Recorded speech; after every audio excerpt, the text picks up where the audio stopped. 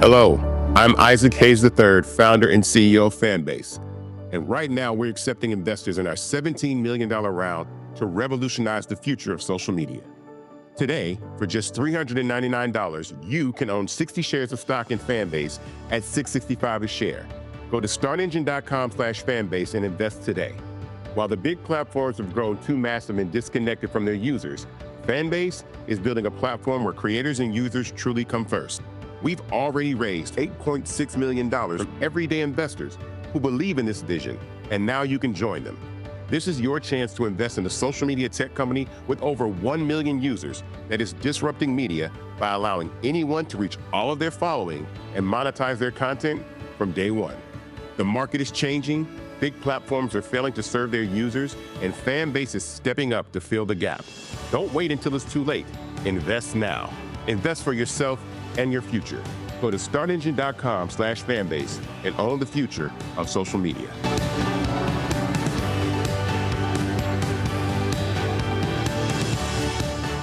Folks, Black Star Network is here.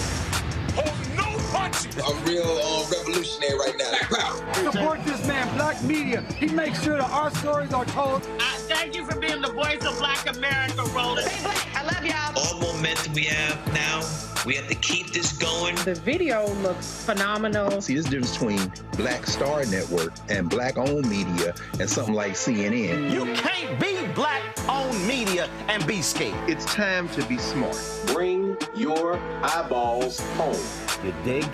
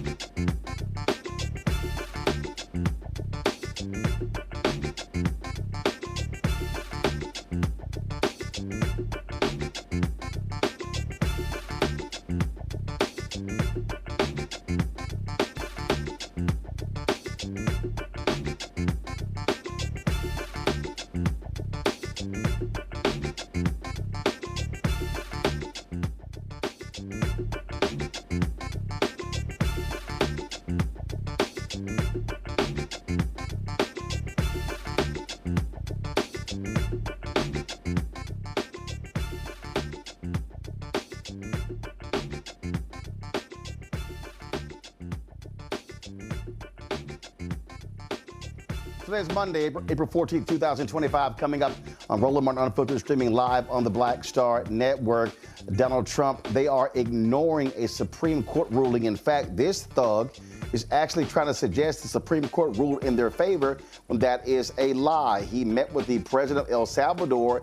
He was caught on mic saying they should build more prisons because he plans to send Americans to El Salvadorian prisons. Also, Congresswoman Jasmine Crockett calls out MAGA for turning public health into a partisan battle. And speaking of the thugs in Donald Trump's administration, I told you they do not give a damn about black people. They have overruled a decision made by the Biden administration regarding the area in Alabama. Black people dealt with sewage backup in their neighborhood. Trump calls it an illegal DEI decision. And guess what? All of these MAGA Negroes are real quiet. Plus, thousands turn out for the homegoing service of boxing great George Foreman. Folks, it's time to bring the funk. I'm Roland Martin Unfiltered on the Black Star Network. Let's go. He's got it. Whatever the miss, he's on it. Whatever it is, he's got the scoop, the fact, the find. And when it breaks, he's right on time and it's rolling. Best believe he's knowing. Putting it down from sports to news to politics. With entertainment just for kicks, he's rolling. It's on go, roll, y'all. It's Roland Martin, rolling with Roland now. He's funk, he's fresh, he's real, the best, you know he's Roland Martin now.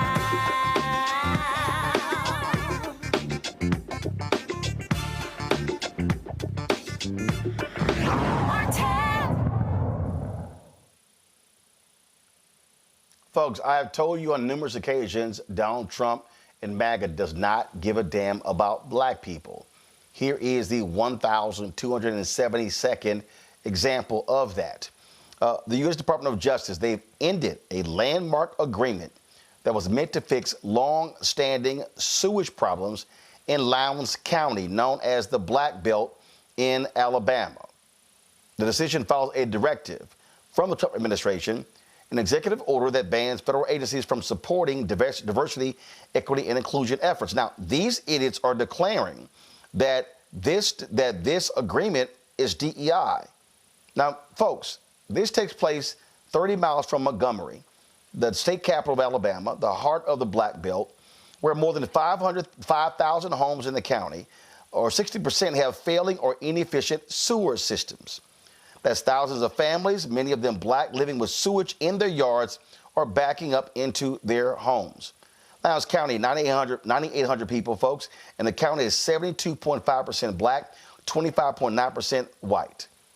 Generations have endured raw sewage in their yards not because of poor choices, but because of poor infrastructure and government neglect. That's why the Biden administration launched an environmental justice investigation in 2021, which found that Alabama's public health officials failed to protect residents from wastewater hazards. Catherine Coleman Flowers, the CEO of the Center for Rural Enterprise and Environmental Justice. She's going to join us tomorrow to discuss this, but I'm going to discuss it right now. My panel, Dr. Omekongo Dibinga, Senior Professorial Lecturer, School of International Service, American University, author of Lies About Black People, How to Combat Racist Stereotypes and Why It Matters, D.C. Tommy Christopher, editor, Mediaite out of Tuckerton, New Jersey. Eugene Craig, CEO, X Factor Media out of Baltimore. Eugene, I'll start with you. All of these MAGA people, where are they? These black MAGA people. It's amazing how quiet they are. So this decision impacts black people in Lowndes County. The Cancer Alley decision to stop that lawsuit against petrochemical company affects black people in Louisiana. They stopped a lawsuit dealing with black people in voting in Texas. Donald Trump does not give a damn about black people. And all of these black people, all of those Negroes who were so happy, smiling and shucking and jiving at the White House Black History Month party, it's amazing how quiet all of them they are. Where's Michaela Montgomery? Where's C.J. Pearson? Where is David Harris? Where is, what's his name? Pinto.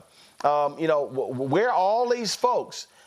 Where's that little girl from FAMU who's running around? It's amazing how quiet they are when these things are impacting black people and you don't hear peep. Look, the thing about this new wave of black MAGA is that, look, they don't, it's actually sad and disappointing, right? Because they don't care about black people. They just care about feeling slightly better about themselves for the poor decisions that they make. So, yeah, all they do care about is doing things like, showing up to the White House for a quote-unquote Black History Month event right after the White House, assaults Black history. We shouldn't expect them to ever speak out against things, like the government, the White House ending this DEI lawsuit, but they're calling it a DEI lawsuit when in reality it's actually the federal government cleaning up a state and local government mess. We shouldn't expect them to reasonably, speak out. When, they want to shut down the Blacksonian, right? We shouldn't reasonably expect them to speak out when they want to erase Harriet Tubman and the true essence of the Underground Railroad from the National Park Service. We shouldn't expect them to speak out, when, the Pentagon says, oh, yeah, Jackie Robinson was DEI hire. We shouldn't expect them to speak out with none of this because first and foremost, they have to appeal to white conservatives for the grift to work.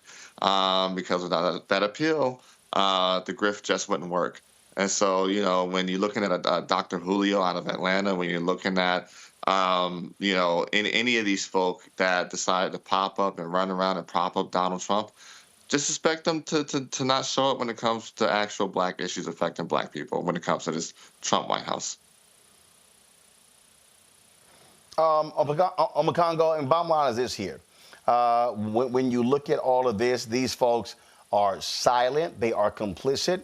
Again, Byron Donalds, nothing. Burgess Owens, nothing. Wesley Hunt, nothing. Tim Scott, nothing. They're just all quiet. They're saying nothing. And these are real issues impacting black people, impacting the lives of black people. Yeah, and these guys got more smoke for Pastor Jamal Bryant than they have for anything this administration is doing. And it's shameful and disgraceful. When you mentioned Tim Scott and Byron Donalds and the like, this is who they are. And they're still trying to find a way to angle for some way to get in good graces with this administration to build their profile while our people are dying, while our people are struggling. And these situations, Trump and his people, all they see with these areas, all they see is land. And they see possibilities of people having to move into other areas so they can go in and take over that land. And for these poor white folks in these rural communities and these other spaces, they're going to do the same thing with you as well, if they're not doing it already. I don't know if there's other networks that are speaking out, for poor, marginalized white people. We do on this network, but I'm saying we're paying real attention to it like we're doing right now. They're coming for everybody, and they have no respect for people who are poor, for people who are struggling, and for people who are dealing with, as Brother Craig was saying, man-made disasters. And this is the other thing. Did you see that interview last week where Kennedy, they were like, hey, man, you cut this program for teen diabetes. And he was like, oh, we didn't do that. We just cut all the DEI stuff. They use DEI as a trigger word for everything. And as long as they use that term DEI for everything, the Byron Donalds of the world, the Tim Scotts of the world, none of them are going to speak up because they don't want to be associated with anything that might actually be looked at DEI. This is not DEI. This is public health. This is people dying. This is communities being torn apart, and it's been happening for decades. And I don't know what's going to happen with these black Republicans because, to be quite honest, as long as they can continue to be a mouthpiece for Donald Trump, we're not going to hear a peep for them about anything having to do with the empowerment of black people. And in these situations, we are on our own from them. Absolutely. And so I think it is safe to say that black people can forget having any protection at all from this administration.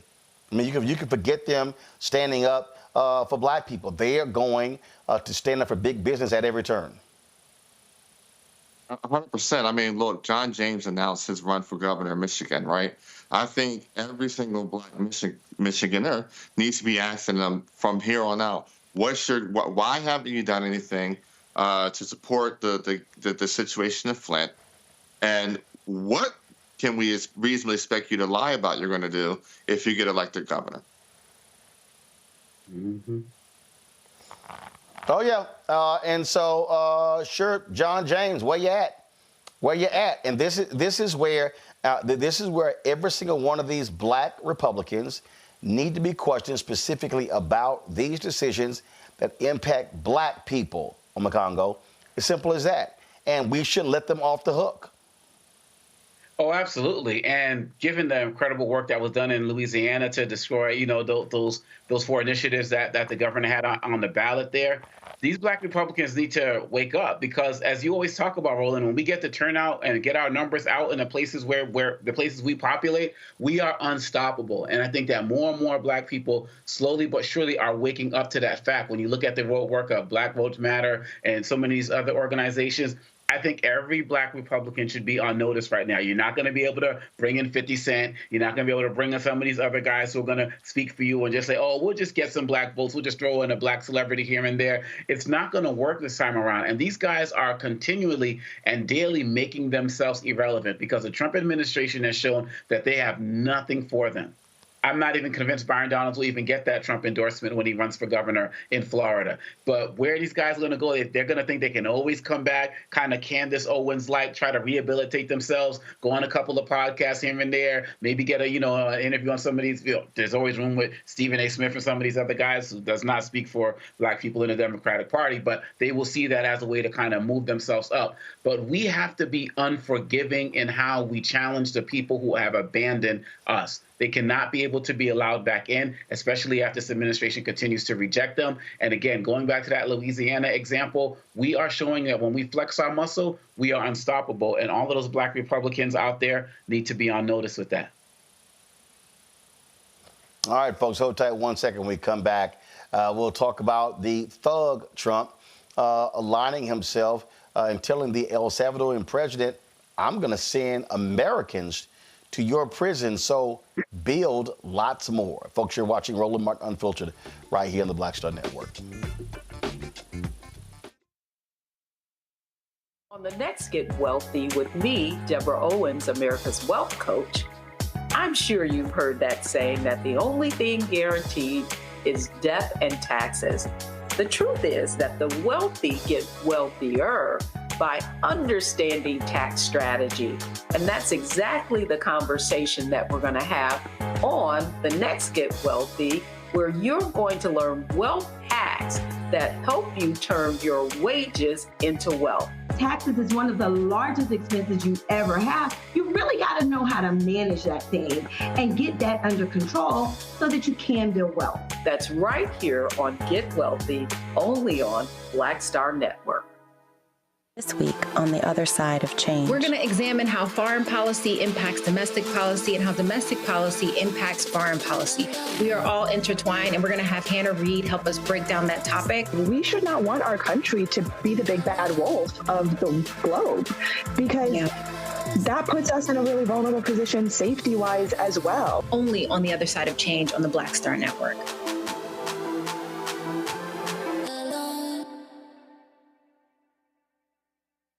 I'm Russell L. Honoré, Lieutenant General, United States Army, retired, and you're watching Roland Martin Unfiltered.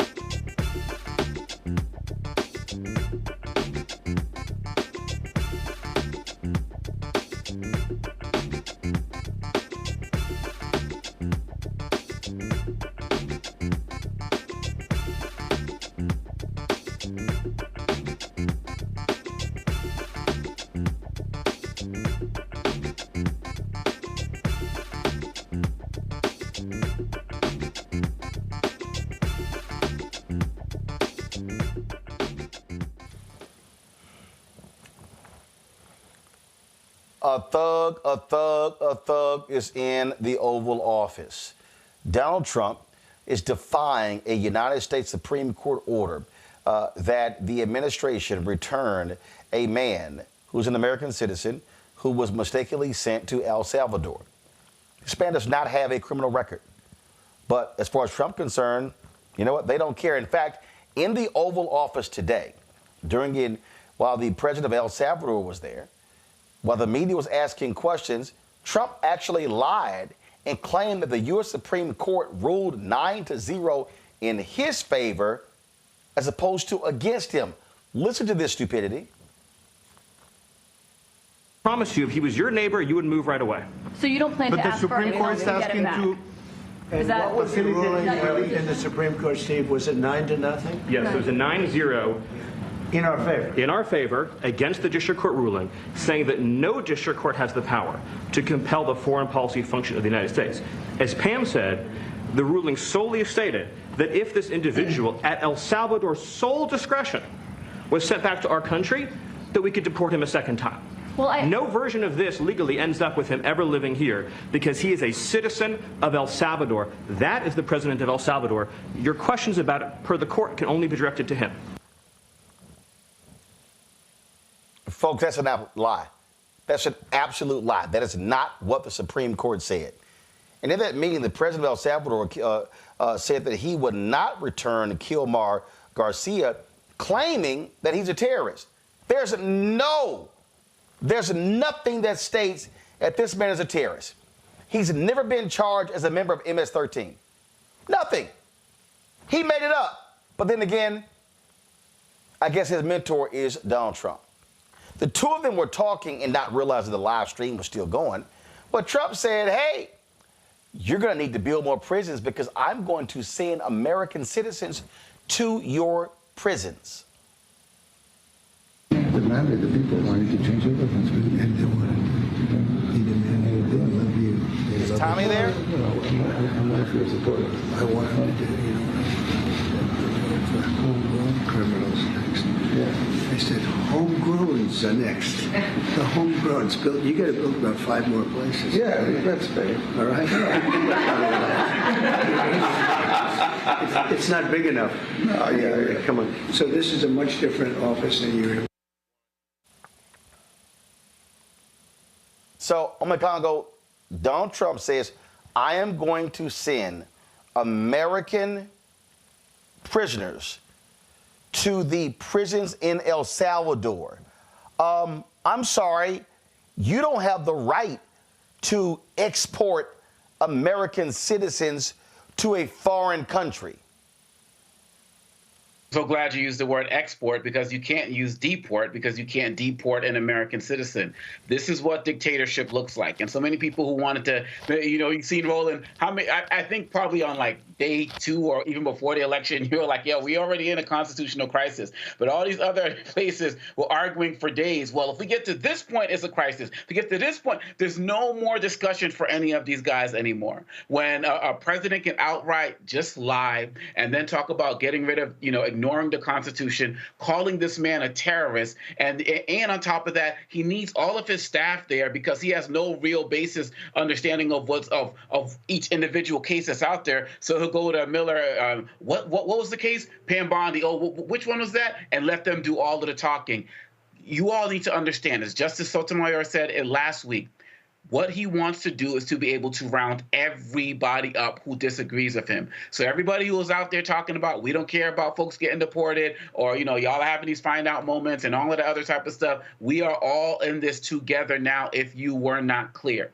9-0 ruling under the Supreme Court, and he decided to ignore them wholeheartedly. Welcome to the dictatorship. And a dictatorship doesn't have to be everybody's under rule. It's just that the people that they want to be ruled over are the ones being ruled over. And so if y'all are not going to get this now, if you're not going to challenge this now, what are you going to do? People are talking about resting. What are you waiting for? Because really, at the end of the day, nobody is safe.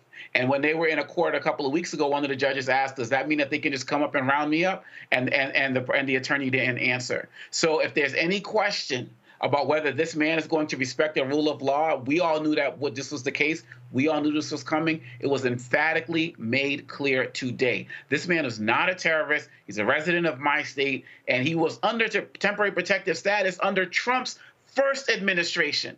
But now all of a sudden they want to call him this and snatch him off the streets and take him from his 3 children, one of them who's autistic, and do this to him. They can do this to him. They could do it to anybody. America better watch out.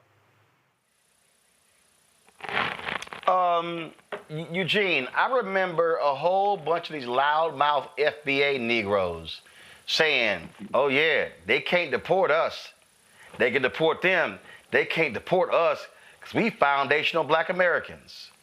What it sounds to me like, oh, we going to export you.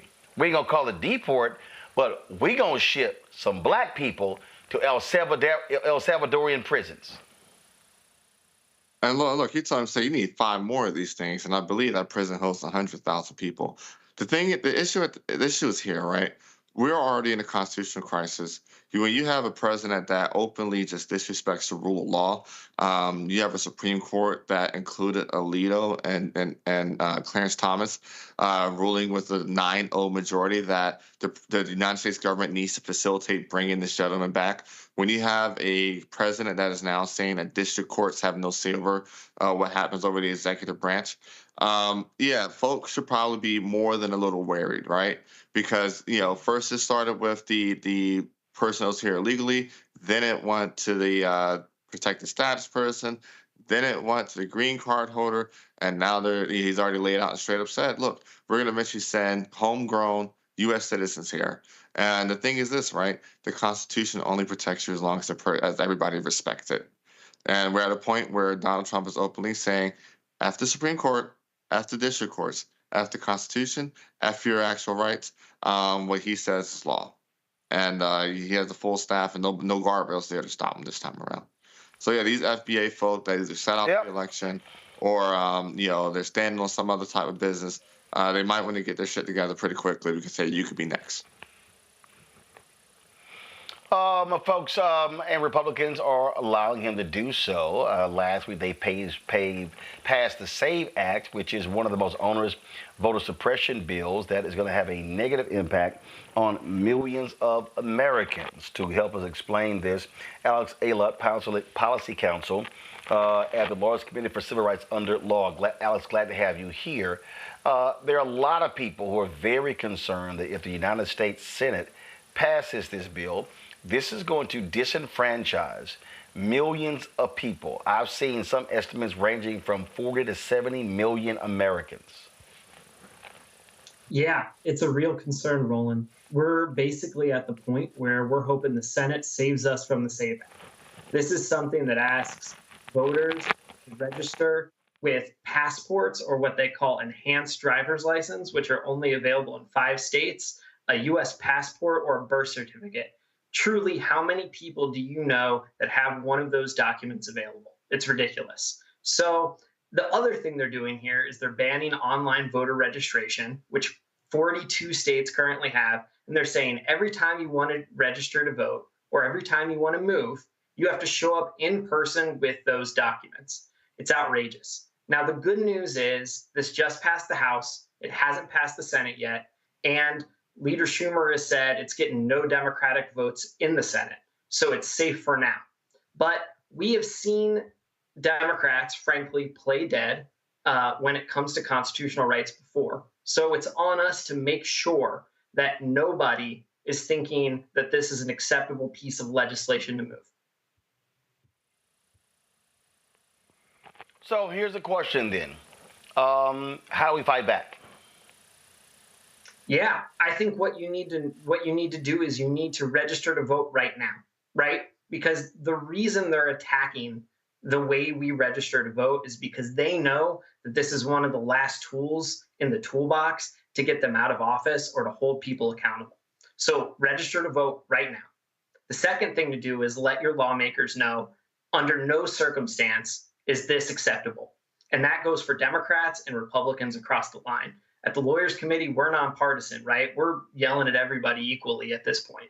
So we're going to do that. Now, the second point is we're ready to sue if this goes through. And we're going to examine all of our legal options. But we've just heard in the previous segment, we're not waiting for the courts to save us. So the important thing to do is let people know right now how unpopular this is.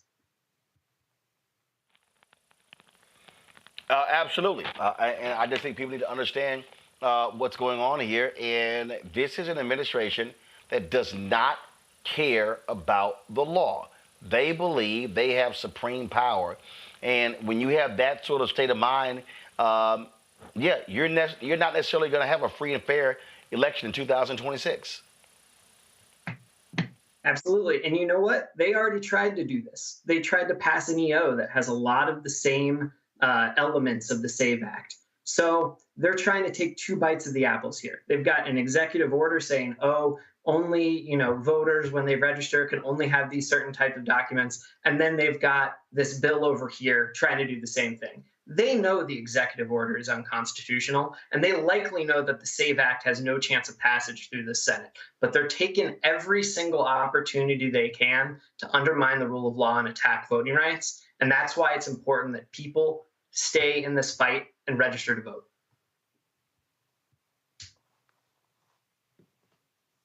To be a lot to contend with. I think people need to understand that these are not people to be trusted.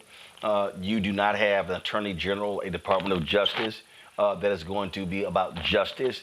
It is not equal justice under law for them. It is about appeasing Donald Trump.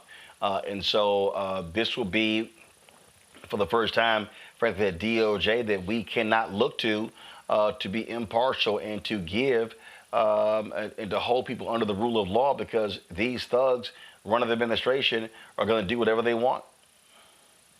I think that's right. And I think it's really ironic. For years, we've heard actors who want to suppress votes and discriminate say, oh, elections are up to the states. Elections are up to the states. That's why Alabama or Georgia can do this horrible thing to Black voters, right? And now that they control the presidency and Congress, suddenly it's, hey, we want to set one national uniform federal standard. It's hypocritical, but we expect that. We know it's about power. So what we're looking at is, okay, if you're going to, pass this, what's your baseline here? What's your rationale for doing so? And what we're seeing is the SAVE Act is just the same zombie ideas of a solution in search of a problem. They're claiming all of the stuff about non-citizens voting that's never been proven true. And their prescription for it would block the voter registration of millions of people. We've also seen this at play already. Kansas in 2011 passed a similar law. They ended up blocking 31,000 U.S. citizens from registering to vote. Now, that's Kansas. That's 12% of their entire population. And ultimately, federal court said that's unconstitutional. They haven't done it since 2018. And their election administrators in deep red Kansas are saying, this is a disaster. Do not do this. It doesn't work if you want fair and free elections. All right, Alex, we surely appreciate it. Continue to battle in the courts. Thanks a lot. Thank you, Roland. Thanks for having me. Folks, gotta go to the break. We come back to Crockett Chronicles as she talks about MAGA turning public health issue into partisan battles. Folks, if you want to support the work that we do, join our Bring the Funk fan club. Your dollars make it possible for us to be able to broadcast all across the country like we did on Friday at St. Augustine's University in Raleigh, North Carolina. You can, of course, support us via Cash App by using the Stripe QR code. You see it right there on the screen. Of course, that's the QR code right there. If you're listening, go to blackstarnetwork.com. So you're checking money order, make it out to Roland Martin Unfiltered, please. Not Roland Martin, not Uncle Railroad, not Black Star Network, not Unfiltered. Make your check out to Roland Martin Unfiltered. P.O. Box 57196, Washington, D.C. 20037 7-0196. PayPal, R. Martin Unfiltered, Venmo, RM Unfiltered, Zelle, Roland at RolandSMartin.com, Roland at RolandMartinUnfiltered.com. We'll be right back. This week on A Balanced Life with Dr. Jackie here on Black Star Network, we are talking about all things, you got it, stress related. Yes, the big S, whether it's spiritual, physical, emotional, or sometimes it could be just in your head. Stress has a way of manifesting itself in our lives in such a way that it disrupts who we are and who we're in the process of becoming. Stress is just as bad as a lot of the physical ailments that we think of. That's all next on A Balanced Life on the Black Star Network. Hi, I'm Vivian Green. Hi, I'm Wendell Pierce, actor and author of The Wind in the Reeds. Hey, yo, Peace World, what's going on? It's the Love King of R&B, Raheem Devon, and you're watching Roland Martin Unfiltered.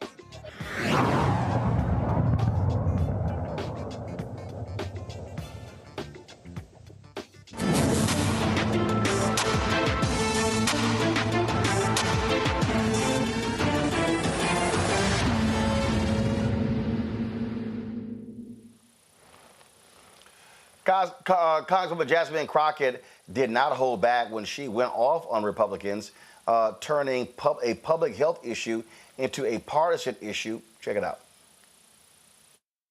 Tired of winning yet. We are hugely winning. We have the best of the best, right? Wrong. That was sarcasm if you didn't catch it. The fact is, we should never have partisan politics playing a role when we're talking about something such as science. But unfortunately, in today's times, Democrats believe in scientists and experts and data, and Republicans instead believe in conspiracy theorists. And right now, that is who we have leading one of the most important agencies in this country, is a conspiracy theorist, not someone who has an actual resume to get the job done.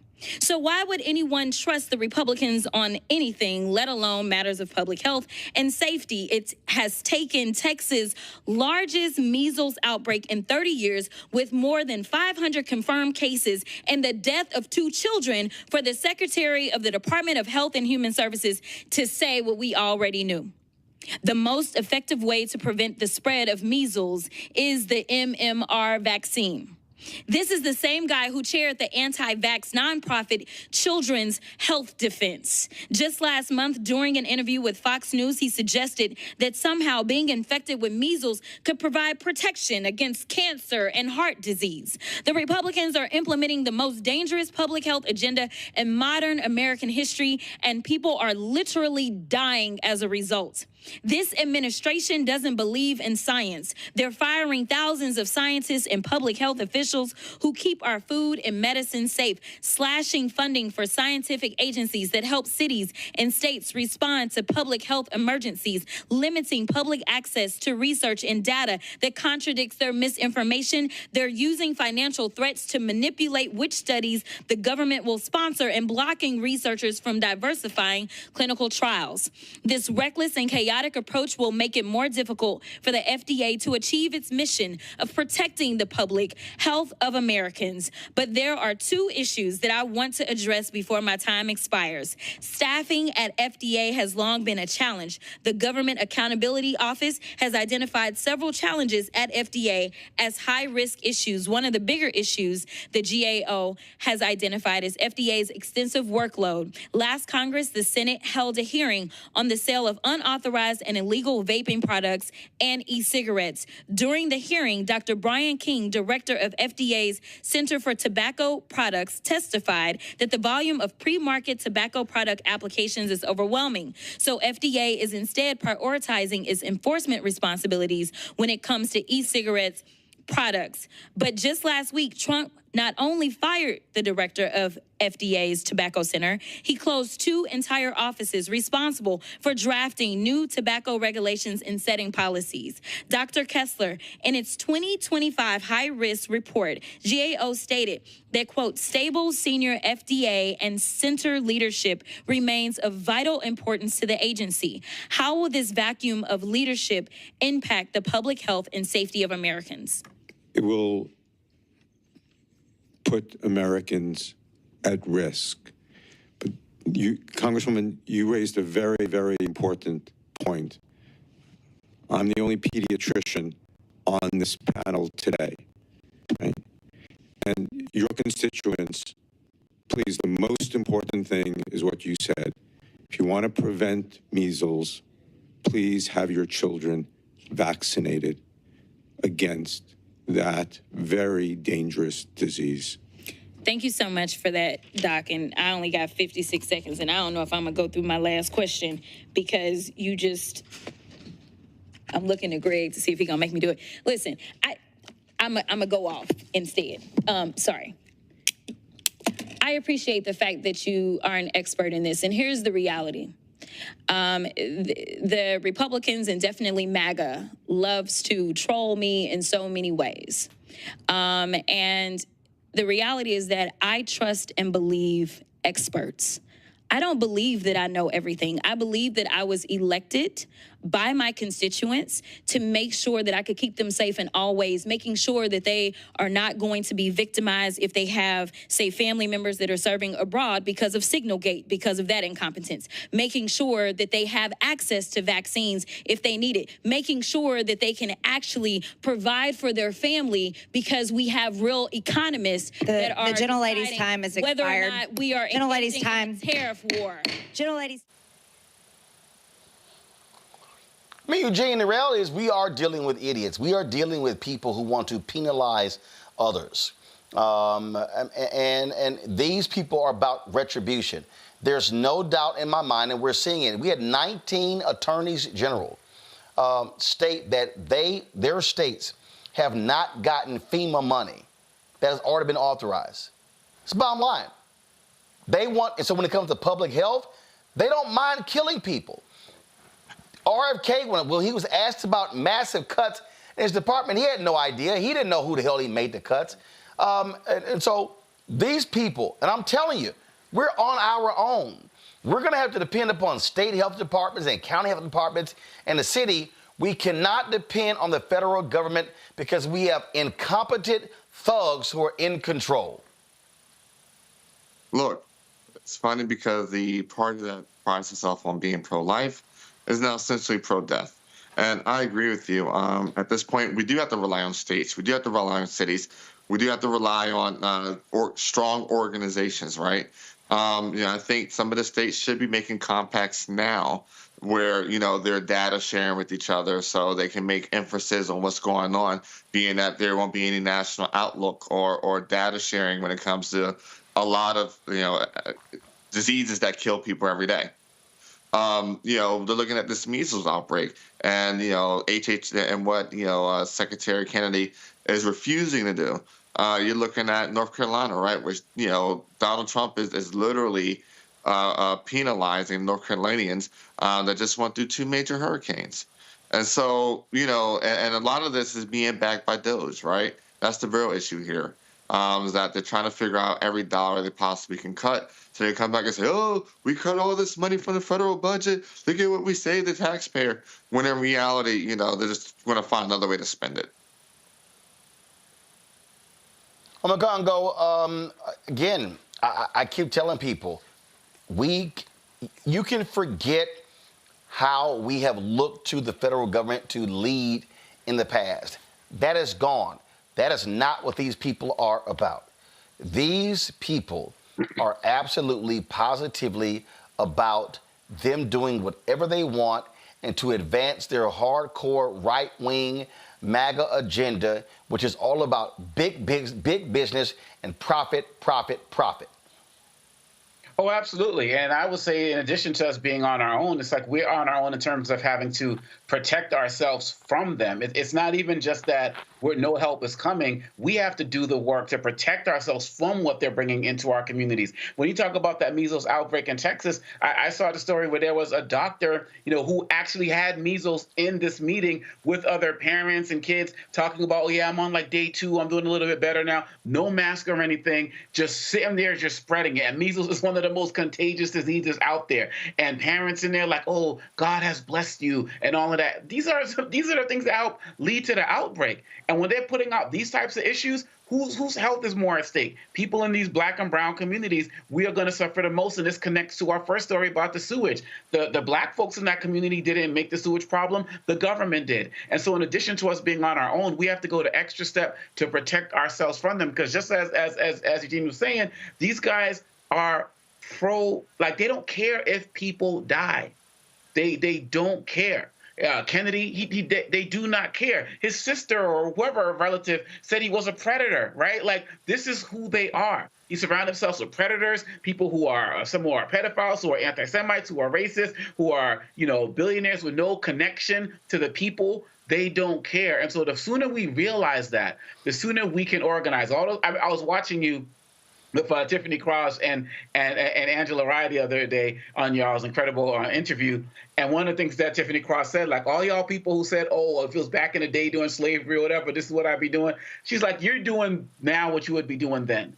And so if the people aren't getting organized now, who aren't rallying their communities now, who are not doing what they need to do to protect themselves now, whether it's talking about physically, psychologically, mentally, if you don't do it now, it is going to be too late, because we don't got time to wait till the midterms. The action and the organizing and the fighting needs to happen now, because all of their anti-everything agenda is going to hit us first, and it already is. Oh, absolutely. And folks just need to be aware of what is happening here. All right, y'all, going to a quick break. We'll be right back. Roland Martin Unfiltered on the Black Star Network.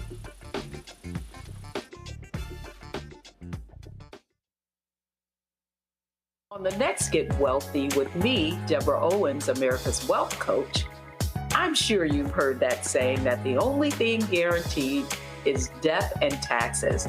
The truth is that the wealthy get wealthier by understanding tax strategy.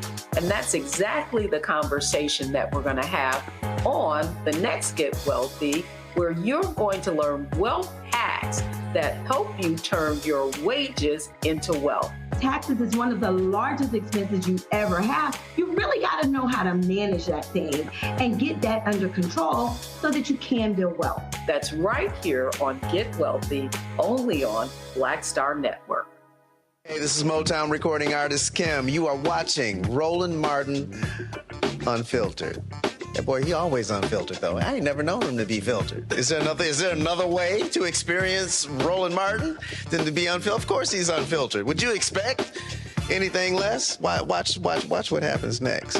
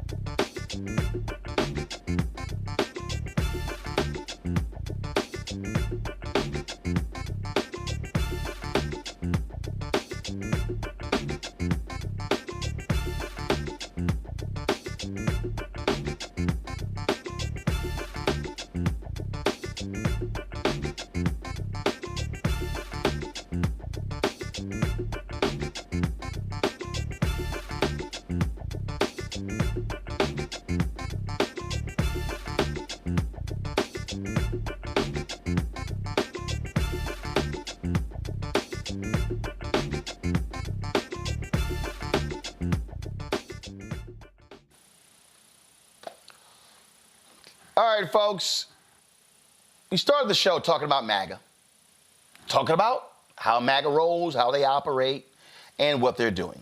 And so guess what? A black museum is getting screwed by Donald Trump. That's right.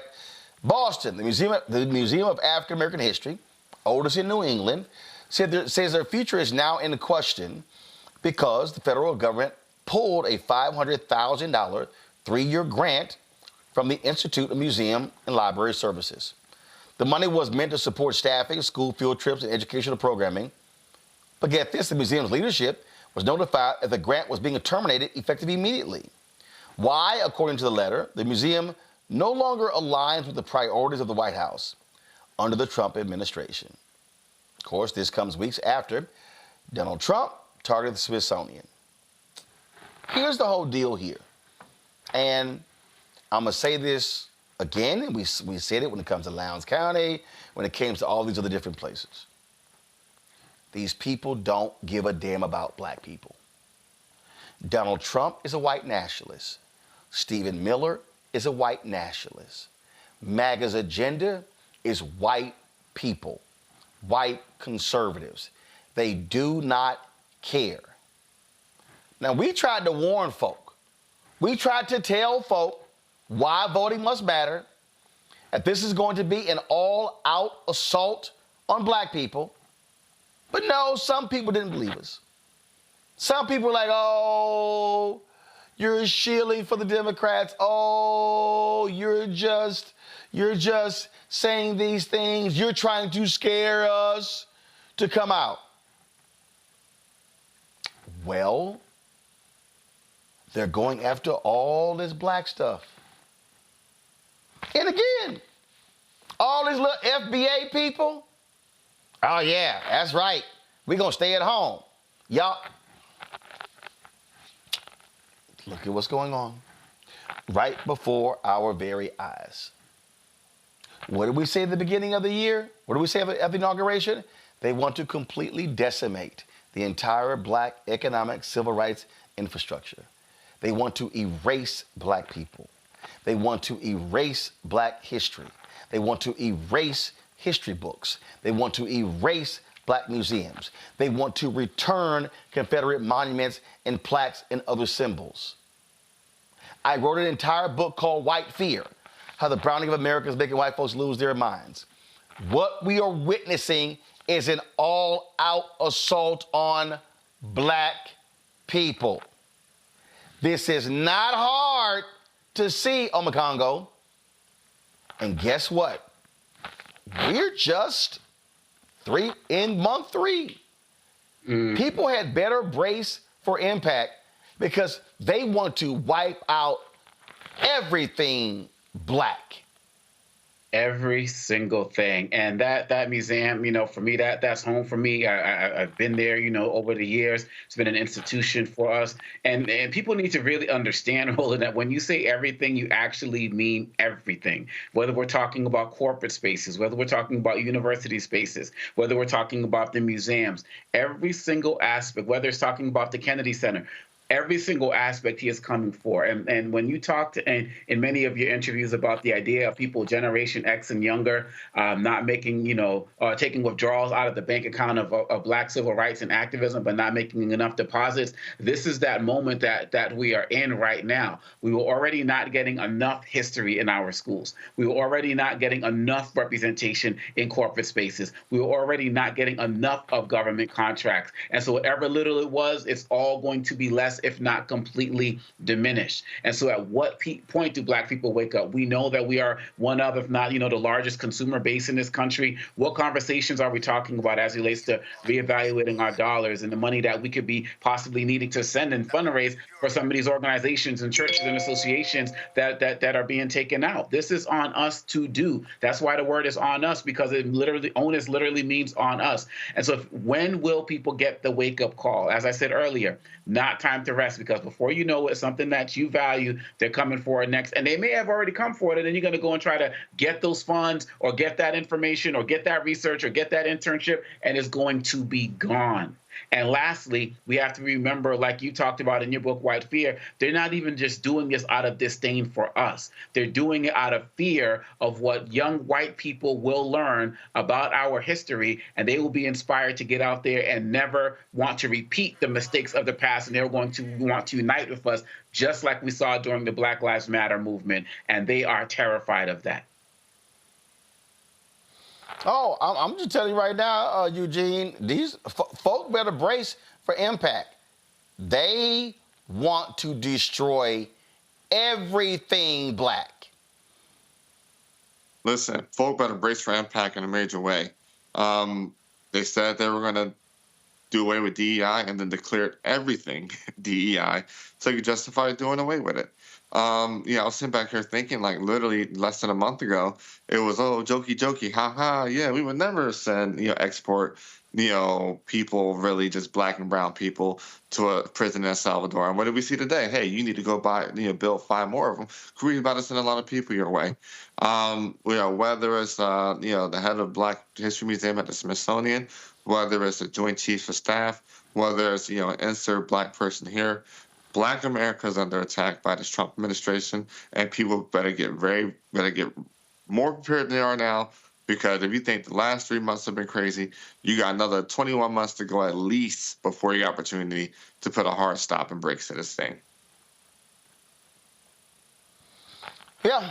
And again, if people want to just just keep playing games and keep acting like this is no big deal, we're going to see more and more stories like this repeatedly.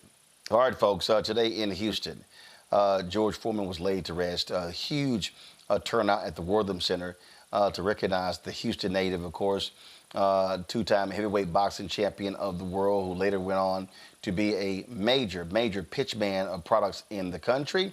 Here is one of the tributes at today's funeral. Good morning. First, I'd like to thank Joan and the family for allowing me to say a few words about George. George was boxing when I met him, but I never knew George the boxer. I only knew George as the man. People always ask me, how did you meet George? We grew up in the same neighborhood, so most, oh, you grew up with, no, George 5 years younger than me. He was a little boy when I was growing up. But when I met George, I came to understand that George was pure. A lot of people, and even he says when he was young, he was a bad boy. But I realized George was never a bad boy. When he was young, he was a good boy who did bad things. He says he was converted. He was never converted. George was always good. He just learned who he really was. He learned his foundation. How did I meet George? George started giving me money when I was dean of law school. Didn't know him, never met him, get checks in the mail. When I became president, George gave me a large contribution to the university. I called Nancy, the person that I'd been communicating with all these years, and I said, Nancy, I have to meet George. I have to talk to George. I have to personally thank him for all the contributions he's made to Texas Southern University. And she said, the only way George will meet you if you come to church. If you come to church, he will talk to you afterwards. At that time, Nancy didn't know that I made a contract with myself at 19 years old. I walked out of the church. So for the rest of my life, I had to explain to people, I didn't leave God. I left the church because I couldn't deal with all the hypocrisy in the church. But I went to George's sermon, went to church, heard him preach. We talked afterwards. I really liked what he said, and so I went back the next Sunday. Another very, very moving sermon for me. So that Wednesday, my secretary buzzed me. She said, George Foreman is here to see you. I said, George Foreman? She said, yes. So George came in, and I said, George, you know, I'm not always in my office. I have meetings. I'm out of town. I said, in order to make sure that I'm here, it might be a good idea if you make an appointment. He said, you didn't make an appointment when you came to church. So that's how our friendship started. I want to do two things. First, I want to read something, scripture from the Bible. I know it's not church, but this is what brought George and I together.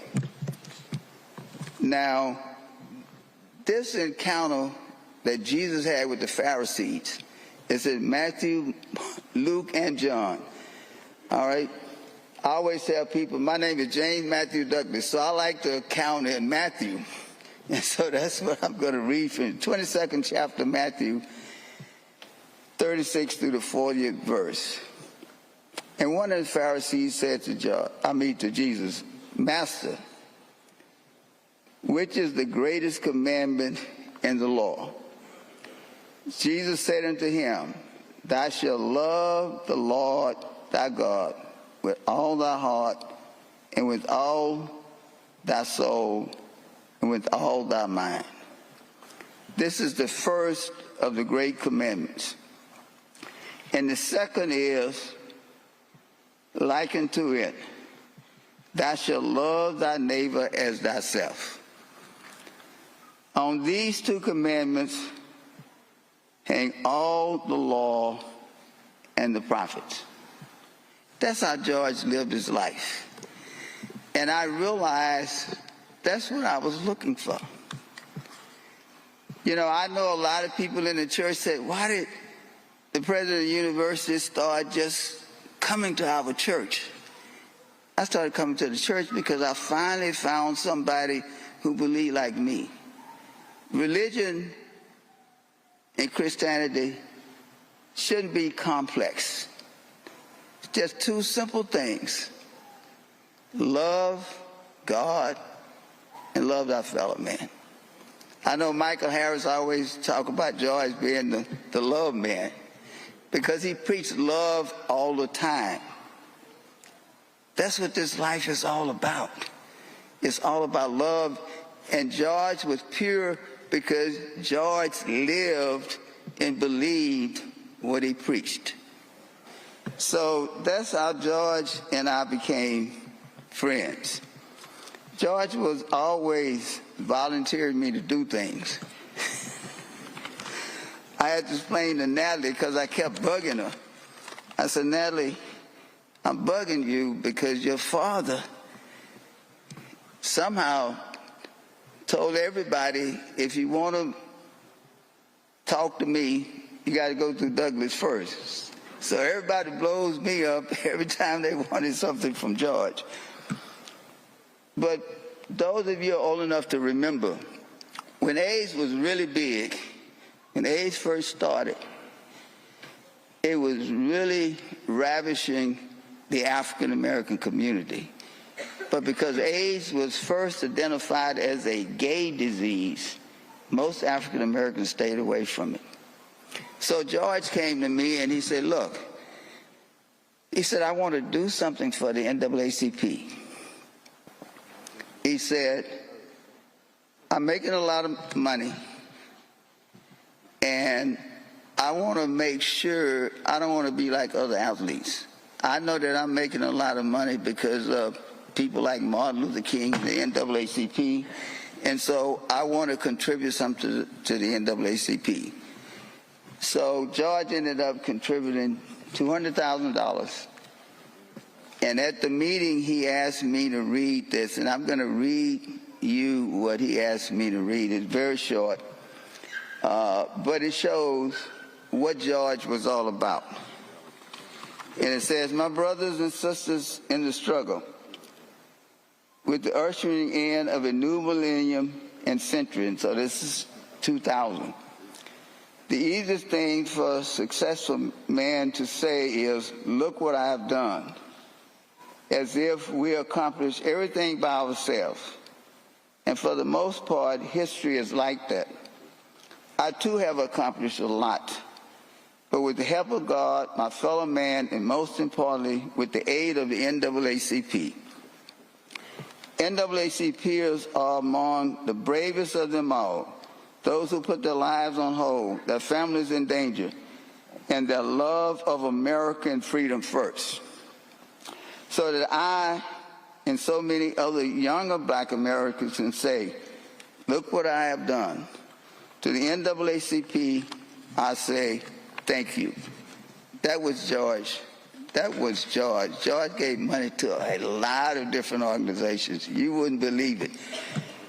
But the thing that brought me to George was his love for God and his love for everybody else on the face of this earth. He's a wonderful man.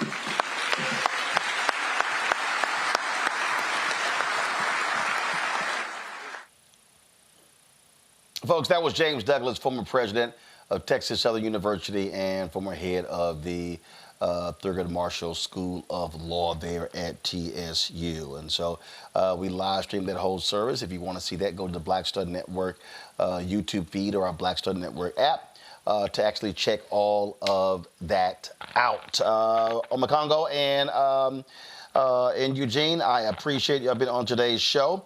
I appreciate it. Thank you so very much. Folks, we're going to go to a break. We come back.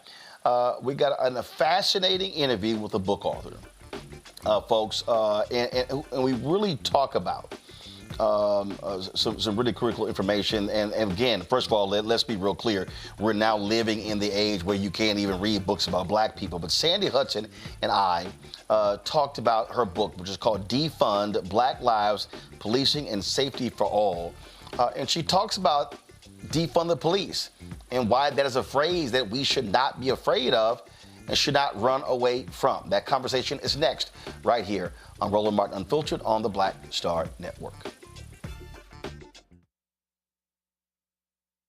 This week on The Other Side of Change. We're going to examine how foreign policy impacts domestic policy and how domestic policy impacts foreign policy.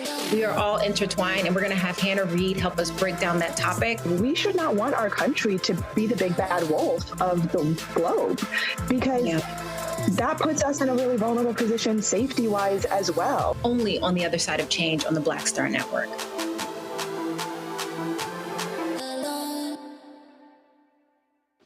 Hey, I'm Antonique Smith. Hey, I'm Arnez James. Hi, this is Cheryl Lee Ralph, and you are watching Roland Martin, Unfiltered. I mean, could it be any other way? Really? It's Roland Martin.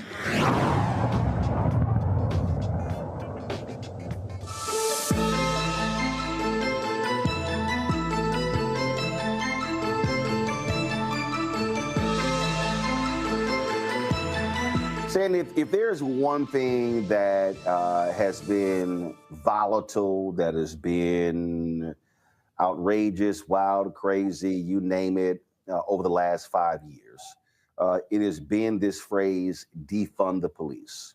The right has used it to demonize Democrats. Democrats have run from it left and right. And a lot of people literally have no idea what the true intent was and what the meaning was. And it's one of those things that when the right took hold of it, it is still a potent phrase today that they've used to weaponize and berate the left, progressives, African Americans with. You could not be more right. But, I want to push back on them not really knowing what it means. I think they do know what it means. I think they just don't like it. The phrase to defund the police, what we're talking about, is really removing resources from the police and putting them into services that would actually make our communities safer and more secure. And when I say that they're being disingenuous, I mean, look at the way that some folks on the right will talk about defunding NPR. And we don't see the same sort of, what do they mean? What are they talking about with that kind of phrasing? Because they know exactly what it means. I just think that there is a disrespect for Black organizers, and also that they just don't like the policy demand that the phrase points to. But you even have African Americans who have reacted in a volatile way to the phrase. And I remember covering this from the beginning, and what you laid out was exactly what we talked about. What we talked about was when folks said defund the police, they were talking about how do you redirect resources. In San Francisco, one of the things that they did was when they did their analysis of people who were impacted by police actions, that when there's a mental health issue, you're sending police. We examine on my show the shooting death of Kajima Powell, the young brother. This is after Michael Brown's death. And I think we played on the show, and I timed it, and I believe it was 16 seconds from the moment the police door opened to when the first shot rang out. It was literally 16 seconds. The case in Dallas, I can't remember the young man's name, but the mother calls, and he's having a mental health episode, and he's playing with the screwdriver. And she opens the door, and she walks out, and the police are there, and then they're put it down, and he's literally playing with it. He's not lunging at them. Next thing we know, shots fired, he's dead. And what people who argue about defund the police, they say we should be sending mental health experts on those calls and not cops who are trained, or some who are trained, to shoot first, ask questions later. 100%. I couldn't agree with you more. I tell a number of additional stories in the book about incidents like this where people are going through some sort of crisis and require support, require help. But right now, in most jurisdictions, and some places have started to change this, have started to take some resources that were previously going to the police and using it to create a different sort of mental health emergency service. And that's what people need in those moments. But for most places, all they have access to in a crisis is the police showing up, and they are not equipped to deal with mental health crises. One of the stories I tell in the book is when I was in Toronto doing some activist work after a vigil we held for Abdirahman Abdi, who was killed by Ottawa police in 2016. We were exiting the vigil that we held. We were exiting the venue, and the venue was surrounded by police officers because at that time the police were following us all around the city, even though it was a really somber event. And, we exit the venue into the night, and a Black man came running down the street, and he was screaming or wailing, just inconsolable, it looked like. And the police who had been there to really surveil us, they hopped on their bikes, they took out their batons, they took out their tasers, and they started running after this guy. And myself and my colleagues, we also started running after him to try to make sure that the police wouldn't harm him. He collapses on the ground. Two of the organizers kind of hold him, collapse on top of him to hold him. And myself and another organizer, we kind of step in between the police and this man and say, "What are you doing?" And they've got their batons out and their tasers, and they are threatening us with arrest for obstructing justice. And we were like, what did this man do? We don't understand. And just then a friend of his comes running down the street, a woman. She's very confused to see all of these police officers. And she says to us, his mother just died in his arms down the street, and he couldn't console himself, and he ran out of the building just crying. Now, did this man need police officers to respond? I don't think so. And I often wonder what would have happened to him that night had we not been there to intervene. And I think that these types of stories are really all too frequent and can sometimes result in as you've just mentioned, far worse consequences. So let's just be real clear. The horse has left the barn. The bottom line is they have effectively weaponized this phrase. Political politicians who are supportive of the call have been running left and right. You had some like the woman who's running for governor of Virginia on the Democratic side. I'm still shocked nobody actually even opposed her in the primary. Spanberger was the one loudly complaining that, this is one of the reasons why we lost some House seats out in 2022. And I'm sitting there going, and actually AOC made a comment like, no, some of these people lost because they actually ran horrible races. And so with what we know has taken place over the last 5 years,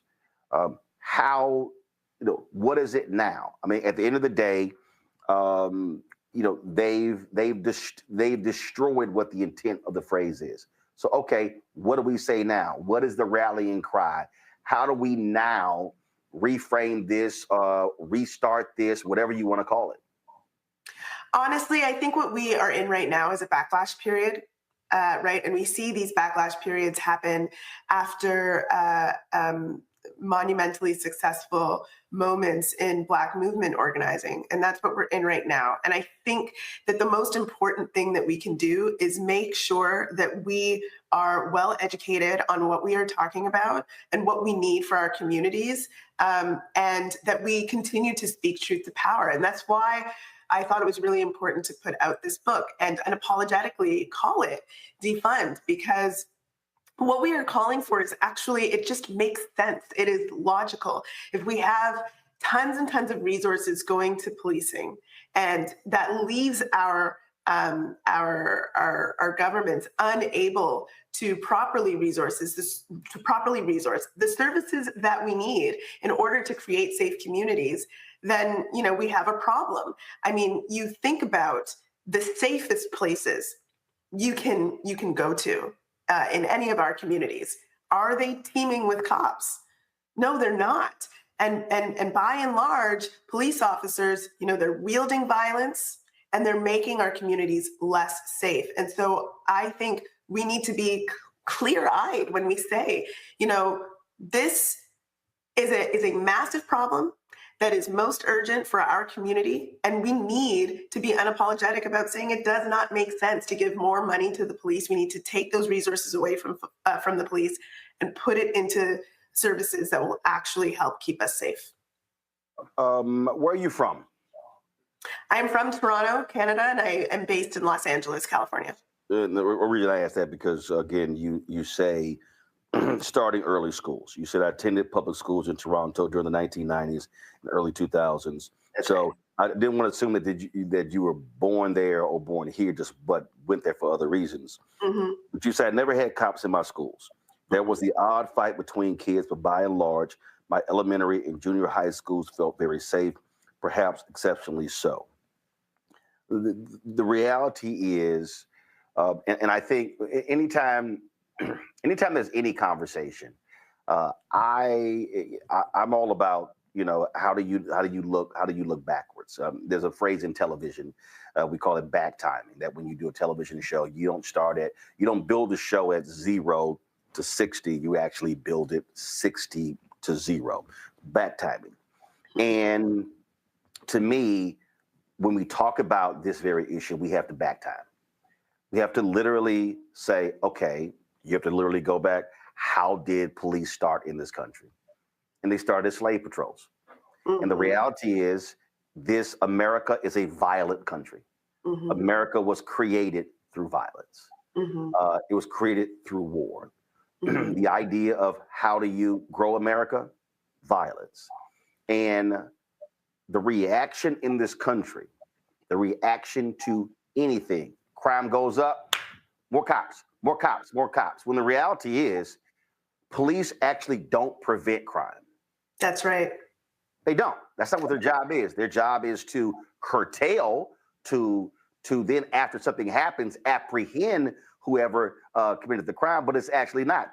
Death penalty does not stop people from committing murder. It doesn't. It doesn't. So that is the reality. So if we're talking about having to reimagine, that's what I keep getting at, restart, whatever you want to call it. Who is doing this concept? Who is doing it well? Who can we say, look, and no disrespect, and it has to be in the United States. It can't be in some other country. Who in this country, what city, what county, what town are effectively doing this, that we can then say, here is an example that they are doing this and it has resulted in positive results. Mm-hmm. Yeah, the origins of policing are, as you say, and I write about this in the book, are very violent. And it all has its root in enslavement, certainly, in the United States, in the Caribbean, in Canada, and the United Kingdom. It was actually all really related, and it still is. And I think that history, I hope that when people read the book, that really gives them a lot of context for, one, how young policing is. It's a really kind of a young idea. which I think means that it can certainly be transformed. And also just how violent it was always meant to be, and that its coupling with the idea of safety and security is even more recent, and is like a magnificent turn that policing was able to do in like the 1940s around. And so where are they doing it well? Well, here's the thing, right? Like I actually don't think that policing itself is the solution for safety and security. So where are they doing policing well? There's no answer to that. But I do know that in Arizona, in Oregon, there are these programs where they've started to, again, resource different sorts of services that are working quite well. So services for homeless folks, for example, that have nothing to do with police response, nothing to do with corralling people up and arresting them and responding to them in a carceral way, but actually giving them resources that they need to respond to the needs of homeless people that is better for the entire community. And also there are a number of resources for people who might have addiction problems that can lead to issues with criminality or with homelessness and so on, treating that like a public health issue and responding to folks' needs from a public health perspective, seeing it as a health issue rather than as a criminal issue, also is much safer for everybody in the community rather than forcing people to engage in underground economies that can become really unsafe. And so I think, just like you've said, we need to focus on prevention of violence, prevention of harms in our communities, rather than these kind of gotcha moments that really don't do anything, have nothing to do with crime rates. Another example would be how we engage with traffic stops. Like it's a choice to have the police engage in high-speed chases or stopping people on the highway to try to investigate them. And we have very little rights when it comes to that. But there are safer ways to make sure that we are safe on the roads, whether it's the way that we do infrastructure or having civilian responses to issues with how vehicles organize themselves on the streets in residential communities. All of these things have been tried in multiple places all over the United States with success, and outside the United States as well. And so, these are proven strategies, and I name a number of others in the book as well that can be implemented, but they require resourcing. And if we are serious about trying to prevent crime, rather than, always just throwing more money at the police, whether crime is going up or down, the solution always seems to be to throw more money at the police. If we're serious about preventing harm, preventing violence, that's what we'll do.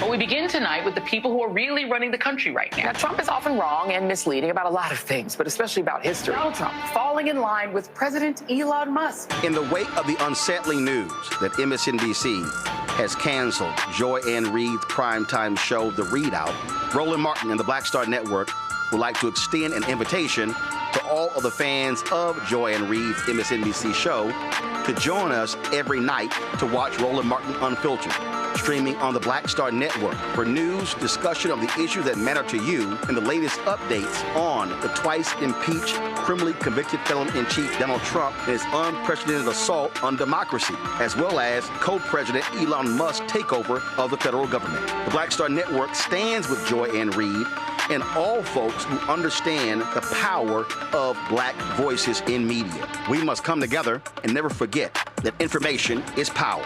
Be sure to watch Roland Martin Unfiltered weeknights, 6 p.m. Eastern at youtube.com/Roland S. Martin or download the Black Star Network app.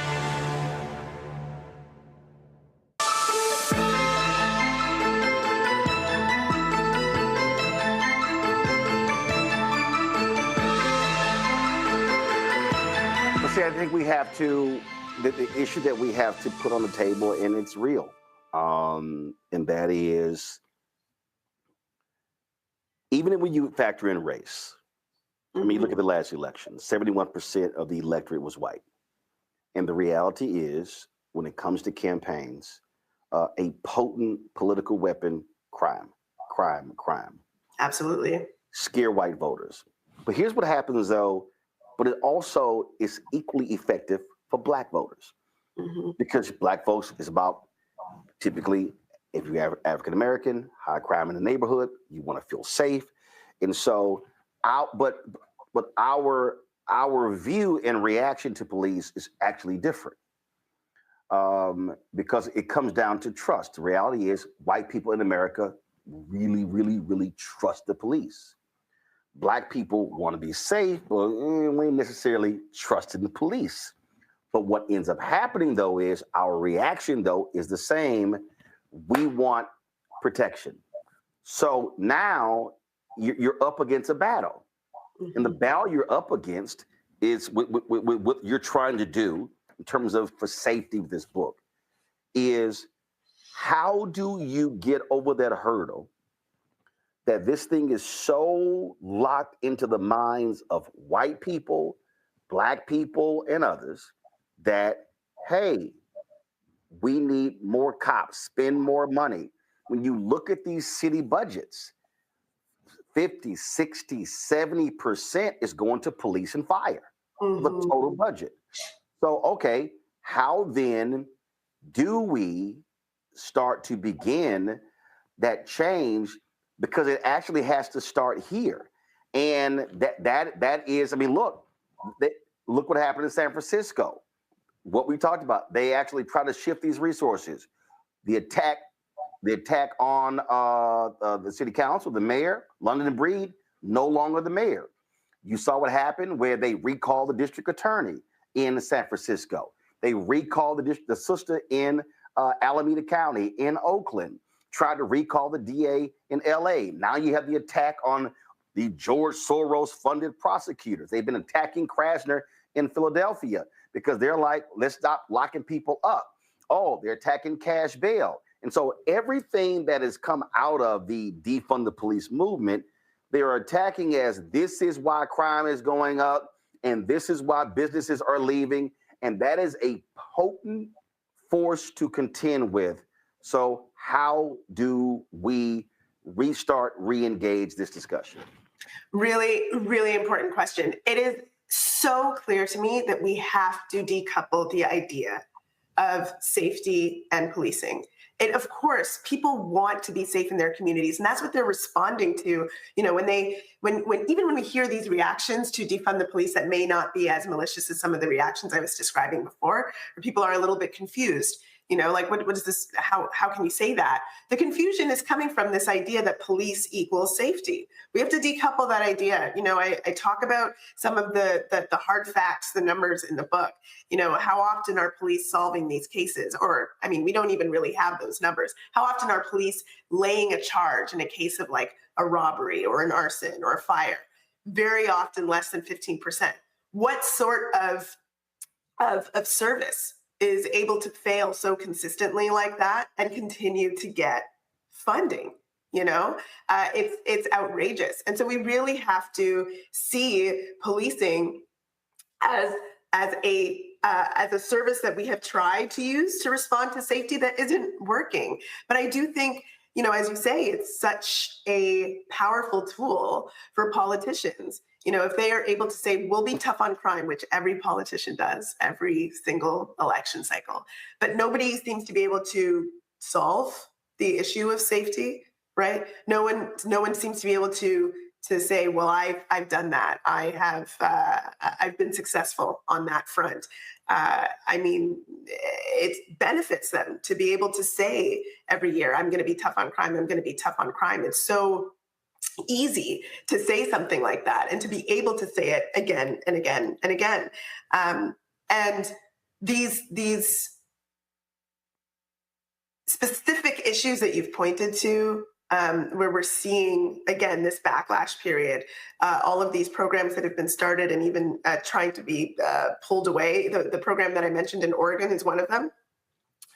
It is just miraculous to me that policing has had about 150 years to fail consistently in providing safety to our communities over and over and over again. We end up in these cycles of dealing with police corruption or violence. I mean, the earliest police report that I read talking about how they needed to fix issues with policing was from the late 1700s. And I mean, this cycle of issues continues unabated. It's had over a century to fail again and again. And we try something new for, how long does it take to set up a service? It takes some time to set it up. We try something new for the last 3-ish years in response to 2020, and people are already trying to tear them down. You need to give these things. First of all, not even already. I mean, look, I have been laying out to people what like this period that we're in. Well, first of all, George Floyd is murdered on May 25th, 2020. Mm-hmm. And I was literally saying, after that, with the protests, we saw the response from corporate America. We saw all these different things. And I did my best to try to frame this so people could understand. I was calling it, and I still call it, the third Reconstruction. Hmm.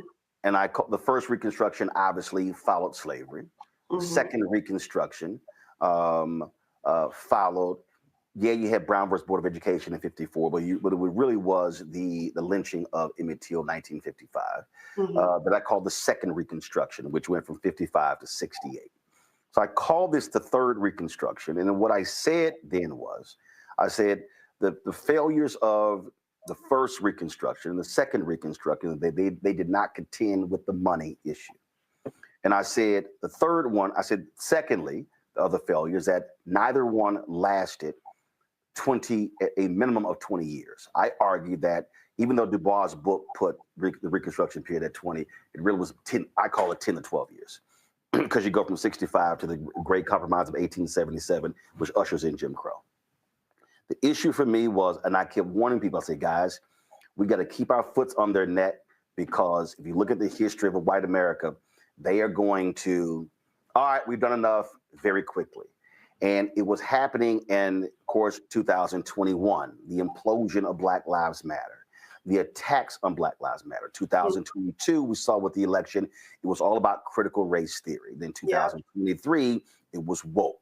In 2024, it was DEI. And I remember being on a panel at the NAACP Image Awards, and I was like, just going hard. I'm like, guys, I said, this thing is about to be over.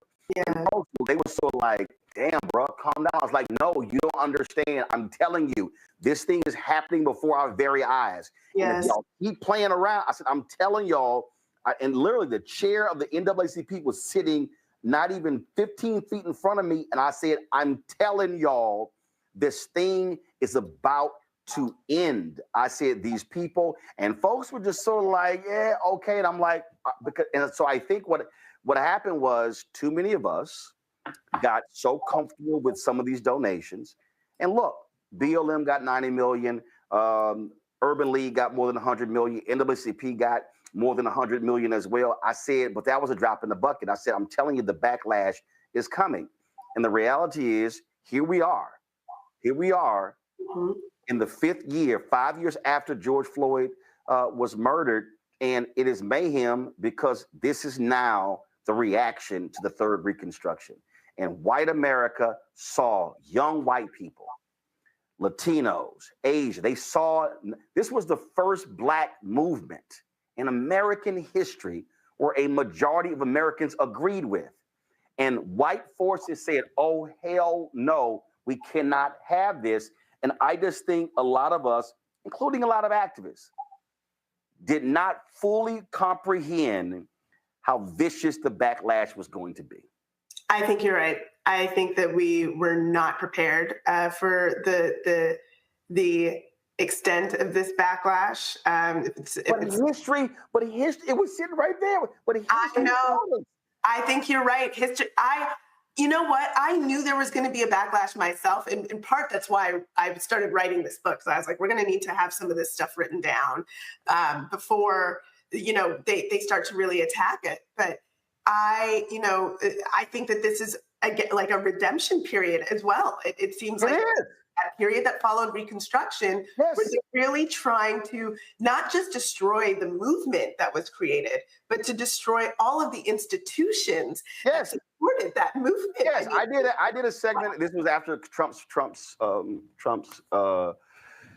after that Klan Fest on January 20th, and I said they want to completely eradicate the entire Black civil rights, economic rights, social justice infrastructure. Yeah, that's they want to eradicate all of it because they saw what happened.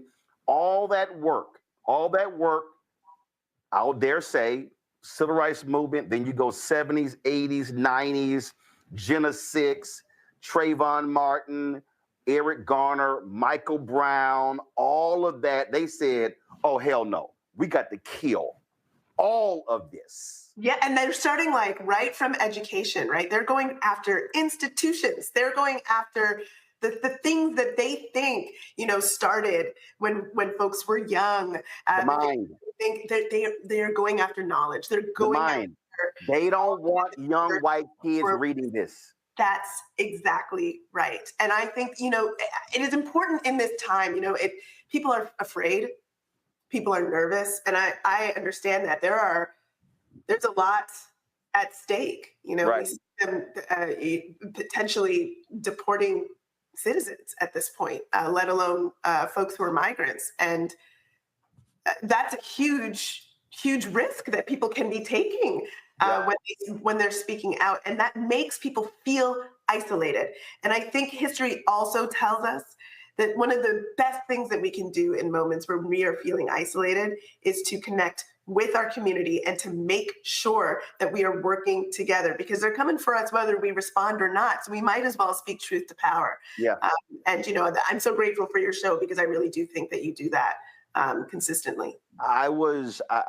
When you were mentioning activists earlier, I hate, first of all, I don't like to, other people say it, but I don't. But I do understand spiritual gifts and those things, and being able to see things before they happen. Mm-hmm. And I remember there were some activists, and if I name them, they are very well known. And during the period after Michael Brown, this was Ferguson, all of this, several of them had posted some funding efforts, contributing. And I remember hitting them and I said, hey, do not do this individually. You need to be doing this through institutions so you're not targeted tax-wise. And then with some who were like, who the hell is you? Who the hell are you? And I'm like, I'm trying to tell y'all, I said, this has always been the way they went after black activists. I said, through taxes. So then we begin to have other conversations. I began to talk to other people. And I kept talking about infrastructure. And I remember I was in this really intense conversation with some young brothers and sisters. And I said, listen, I'm not trying to be an older person and tell you what to do.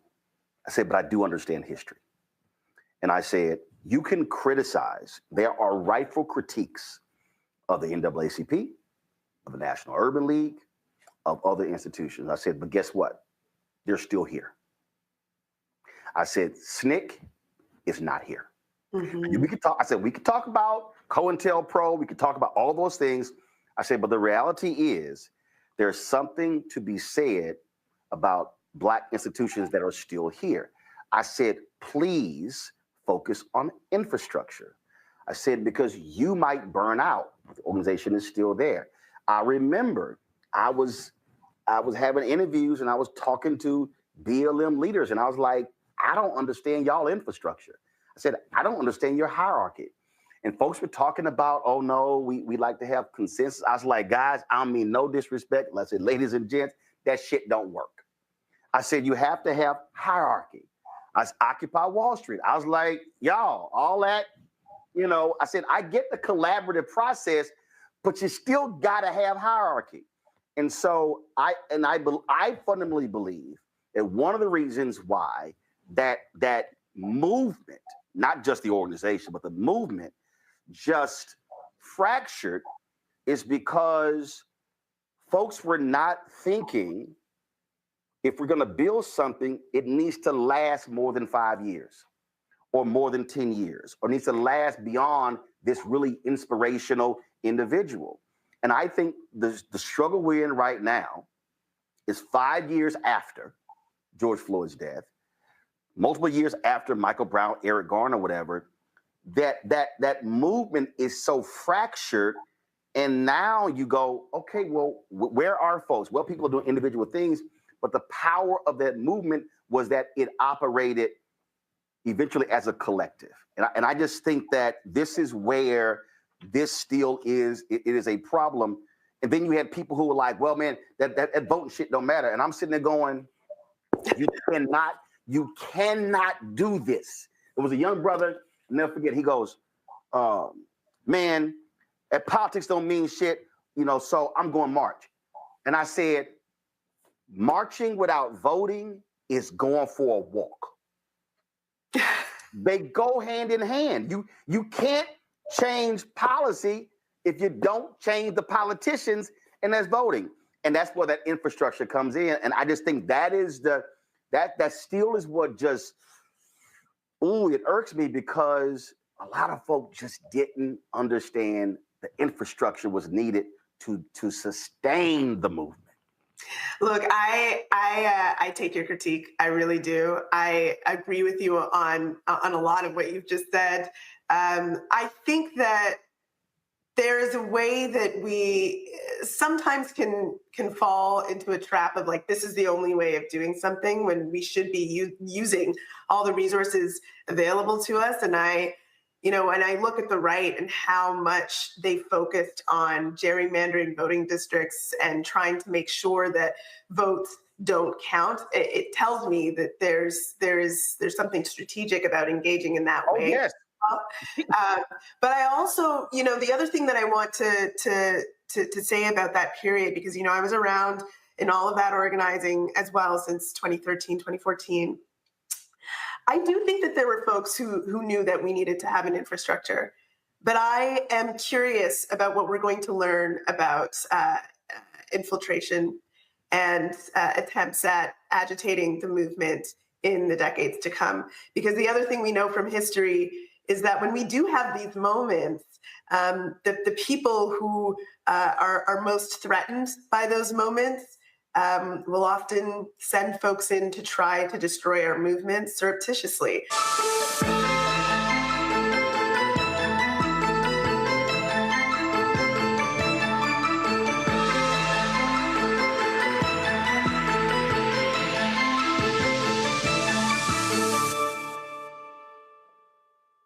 Hatred on the streets, a horrific scene, a white nationalist rally that descended into deadly violence. White people are losing their damn minds. As an angry pro-Trump mob storms the U.S. Capitol, we're about to see the rise of what I call white minority resistance. We have seen white folks in this country who simply cannot tolerate black folks voting. I think what we're seeing is the inevitable result of violent denial. This is part of American history. Every time that people of color have made progress, whether real or symbolic, there has been what Carol Anderson at Emory University calls white rage as a backlash. This is the rise of the Proud Boys and the Boogaloo Boys. America, there's going to be more of this. Here's all the Proud Boys, guys. This country is getting increasingly racist in its behaviors and its attitudes because of the fear of white people. The fear that they're taking our jobs, they're taking our resources, they're taking our women. This is white fear.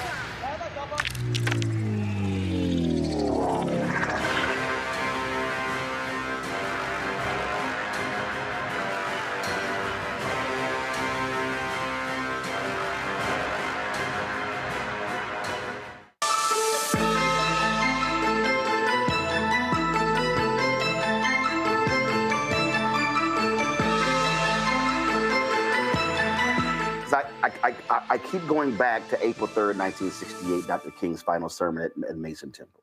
When he says in the sermon, Black people individually, we are poor, but collectively, we are wealthy. We represent one of the largest economies in the world. And he says we have to move as a collective. And then as a result of that, you take that concept and then say, okay, in order to have a movement, it can't be a singular person. It can't be a singular organization. It has to be a collective. And so when I look at, when we talk about still, how do we change policing? Everything was so, I remember having a conversation with somebody and they were talking about, it was sort of like an aha moment when for years it was mass incarceration, and everything was about going to DC. And then finally somebody was like, the person who changes it is the district attorney, not Congress, not the Supreme Court, not the president, not judges, not governors, state legislators. The person who is at the beginning stages of mass incarceration is the district attorney, and that person determines what kind of crimes you prosecute. And people then begin to realize, and then you begin to see these progressive DAs elected because folks are like, yo, that's it right there. And but that also again was collective. That was the organization and mobilization. And when you talk about again Black lives policing and safety for all, I just fundamentally believe that the only way this can be achieved is if folk begin to say we have to mobilize and organize our power, elect the people, even if they don't use the phrase defund the police. That's right. But their policies are how do we now shift resources, but that cannot be done if we keep our asses on the couch. It's not going to happen. No, you are so right. Like I think, that piece that you just identified with the DAs and the progressive DAs, it's like, yes, like that is a piece of the pie that needed to be focused on. Yes, and also a piece of the pie is like what we call a crime. Like there are some behaviors that are considered criminal that shouldn't be. And where do we focus there? That's who's making the decisions about what's a crime. And sometimes that's at a federal level and sometimes that's at a state level. Like we need to focus there as well. And we need to get our communities informed and mobilized on that stuff. So that's let's try to see if we can get people marching in the streets, or let's try to see if we can, get books like this out into the community so people can read and find out more information about it. We have to be engaged on so many different levels. And sometimes I do, I take your critique. There's a way that we can get too focused on one way of doing things when we really just got to be everywhere. That's where success lies. I don't mind collective conversations. I don't mind being collaborative.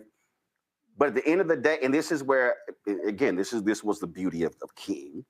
The thing was, you still have to have somebody who, one of the things that he would do is he would sit there and the NAACP would have their say, and the CORE would have their say, and SNCC would have their say, and the National Congress and Council of Negro Women have their say. And the beauty of him was listening to all different people, affirming all different people, and then say, this is how we got to go. And I think what happens is a lot of times we get stuck on the conversation piece, but it's still like, okay, when we about to go. And so I think that when I look at this, I still go back to, okay, how do we do it? Where do we start? How do we do it? And when I hear the people go, oh man, you a shield for the Democrats, I'm very simple. I'm like, no, I'm focused on Black people. The reality is this will never happen through a Republican Party. Facts. It is not, I don't give a damn what anybody, you can sit here and talk. It's not going to happen. Now, somebody could say it's too many soft Democrats. It's too many Democrats who buckle when they get criticized with pressure. But the reality is, through a political prism, there's only one party where this is going to be done through, which now means that what has to happen is, again, we have to be electing people who we believe can actually make this happen. And I just think that from an activist standpoint, there were a lot of people who were boohooing voting and say it doesn't matter and we just have to organize our people. I'm like, yeah, but if you leave out the voting aspect, you can't change policy. I just don't understand how some people think it's going to happen without that happening. Mm-hmm. Like, I just don't. I like it has to happen. And so that to me is just this sort of this where we are from an activist standpoint. Where are we today in terms of, because you talk about people being scared. Where are we? Where is that energy? Where is it happening? I know things happen locally, but are you seeing folks say, we've got to now rise back up? Are you seeing that actually happening? I mean, I look at this weekend, right? Like this last weekend that just passed by, where there were actions. All the indivisible. Yes, that's right. So I think that people are terrified, and they're kind of on their back foot. But the actions are, I think, inevitable. Now, how organized those actions are going to be is up to us activists to make that happen. Now, I think when it comes to hold on. I don't want you to run past that. So what you just said was the indivisible marches on that Saturday. That's called mobilization. That's right.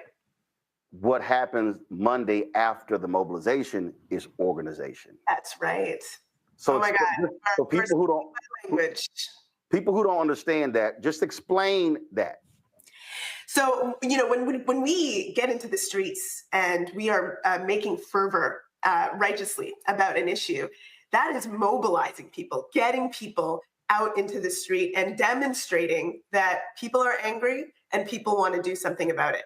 What we need to do with all of that energy is move it into organizing. And that is setting ourselves up appropriately to respond and to organize and out-organize the right on all of the things that they're doing. And that would mean things like placing people to focus on the law, placing people to focus on electoral, placing people to focus on creating programs within communities where they don't exist and where the government is failing us, placing people in education, in all of the different, in religious institutions, and all of the different institutions that can have an impact on what these services, what we're calling for, how we can shift and change them. And again, we need to be everywhere. And I think, you mentioned that period in 2021, 2022, when Black Lives Matter activists were really being focused on and targeted. I think that really terrified people. I do. I think that, especially because there was very little support for the individuals who were being targeted in particular. It's very hard. I think part of the strategy from right-wing media in that regard was to try to make it so that it's difficult for people to take up that mantle because they don't want to be targeted. And I think we're going through a period right now where people are going to have to look at themselves and ask, am I going to make that right-wing campaign successful, that fearfulness, or am I going to say, no, it's worth it for us to figure out, to organize the support that we need for people to be able to take those steps?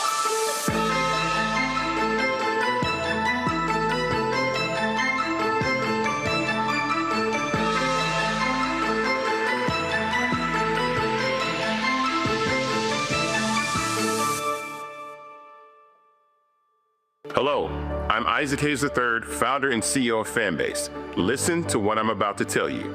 The window to invest in Fanbase is closing. We've raised over $10.6 million of our $17 million goal. That means there's room for less than 6,370 people to invest in Fanbase for the average amount. The minimum to invest in Fanbase right now is $399. That makes you an owner in Fanbase today. Go to startengine.com/fanbase to invest. Why? because current social apps have taken advantage of users for far too long, with content suppression, shadow banning, harmful racist content, and no real tools for monetization and equity. Fanbase has over 1.4 million users and counting, allowing anyone to reach all their following and monetize their content from day one. Social media is the new TV, and whoever owns the apps that distribute that content have the opportunity to own potential billion-dollar companies. While big platforms with uncertain futures are failing to serve their users, Fanbase is stepping up to fill the gap. Don't wait until it's too late. Invest now, invest for yourself and your future. Go to startengine.com/fanbase and own the next generation of social media.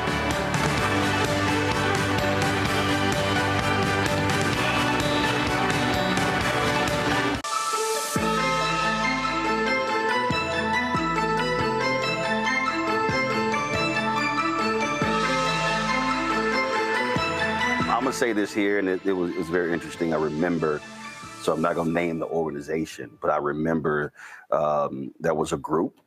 They released this plan, and they gave it to the New York Times first. And at the time, I had my show on TV One, and then I was on the Times Running morning show. And I called and I cussed them out. And they were like, damn, bro, why you going off? I said, because here's my problem. You have a plan of action. I remember this. I was hot. I was pissed.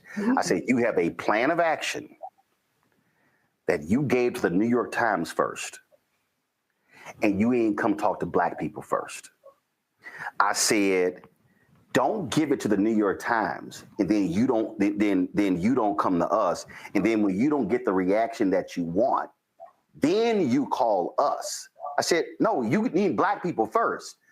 I said, bring that to us. The late George Curry he was highly critical of the National Urban League for a very long time, because whenever they would release their State of Black America report, they would give the embargoed copy to the Associated Press, and they wanted the Associated Press to run it. Then it goes all across the country. And George was like, why in the hell you're not giving it to the black newspapers? And that's also, I think, so when you're talking about how do you have that protection of organization and leaders, what I keep saying is you have to lock down your base first. You have to have your relationships with black-owned media, black radio, newspapers, digital operations. So when the attack comes there, and it's going to come in mainstream, you already have your relationships over here to respond to the attack. There were a lot of folk who ignored us in black-owned media, and then when they start getting attacked, then they call, we were like, but where y'all been? And see, that's the lesson of organization and strategy. Truly. And it's, I do think that some people do confuse them, mobilization and organization, and think it's the same thing, and it's not. And you really have to do both in order to have success when you are pushing against a system that is designed to be difficult to change. You have to have all your ducks in a row. It's not easy. It requires a lot of talent and skill and people. These critiques are well taken. Two questions left. Do you believe we were just talking about organizing and mobilizing. So in order to do this, do you believe that one of the problems with the new organizations that were created is that they were leader-driven organizations that had no membership? And what I mean by that is, I'm right now thinking of several that they are organizations, but they have 4 or 5 or 6 leaders, but there's no way to become a member, which means your generals don't have troops. So if you are a person who says, I want to get involved, where do I join? So you're in that space. If there's somebody who's watching and listening and they say, you know what? I love what Sandy has to say. I want to join one of these organizations. Who can you join? I think it depends. I think it depends on the type of organization and what. So give me a couple. Like who can somebody right now say, you know what, I can actually join the organization, not show up at an event, but join the organization. Just give me a couple so people know who I can hit up. Well, there's a lot of local organizations, and I don't want to speak for the different organizations that exist. But what I mean by it depends is, again, this thing that I was talking about before with respect to infiltration and agitation, right? So if you are doing something that may be on the more radical and direct action type of mobilization, which I think is really important, it might not be the best idea to have it open to membership at where anyone can join, because that can be manipulated. But if what you are doing is trying to shift, how a DA is acting in a particular jurisdiction, right, I think it makes sense to have members, because you need to pull in as many people as possible into that strategy. So again, it depends on the mandate, what the strategy is. Okay. And so often people think that there's only one way to do things, right? And I think it is just so critical for us to remember that our strategy has to fit the goal. Our strategy has to fit the mandate. And so too do our institutions and how we're designing them. So, absolutely, because I do believe micro, macro. So yes, we have the litany of local organizations. That's right. Is there a national entity, and I'm thinking of how SNCC was operated, that sort of serves as an umbrella that is able to bring these folks together to be able to meet, to understand, well, if y'all are in Charlotte and you're El Paso and you're in Los Angeles and you're in Miami and you're in Mobile, to be able to learn from each other, collaborate, listen, join. So do you believe that that's a missing piece? Because what you're laying out here is a local strategy, but it's also a national plan. Yes, that's right. How then do those collection of local people gather and talk? Is there an entity that's focused on that, pulling those disparate local groups together? And okay, I think that this is also very, very important, because I think engaging with each other in person too, not just over the internet, is like a big missing piece as well. I think that different organizations have tried that. Certainly, the Black Lives Matter, the Movement for Black Lives are two that have had gatherings bringing people together from all over America and beyond in some cases. I don't think that there's a group that's doing that consistently right now. And I do think that that is a challenge for us to try to engage in this moment. And I think that that would be something that could only benefit the organizing that we need to do. Yep. To shift the conditions that exist right now that make it really difficult for us to organize effectively. A last question I ask this of all book authors, that is, when writing the book, when researching the book, when doing interviews for the book, what was your wow moment? Was there something that you came across where even you went, oh shit, this is crazy? I had a few moments with this book, but I'll say the thing that I thought was the wildest was all of these reports that tend to happen after an awful, heinous example of police violence. The governments will say, well, we need to study that. We got the Knapp Commission, for example. Those go back to 1795. And those reports read almost exactly the same every time. The first one that I think I recalled that was maybe we need more Black police officers is from 1895. And it's the same thing from 1795 to today that is being repeated. We need to try to change this, this, and this. The first time I saw we need to have some sort of review board to review the police is from the late 1700s. I mean, I was like, wow. So this is even the sort of response of wow has been going on. Wow, that is a wow. Because I didn't even realize that. That's crazy. That's so wild. from the outset, there were problems. There were problems. They were like, these people are too violent and they're also corrupt. Wow.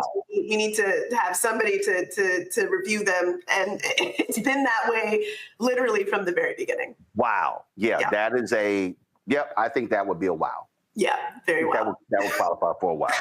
Well, I am hopeful.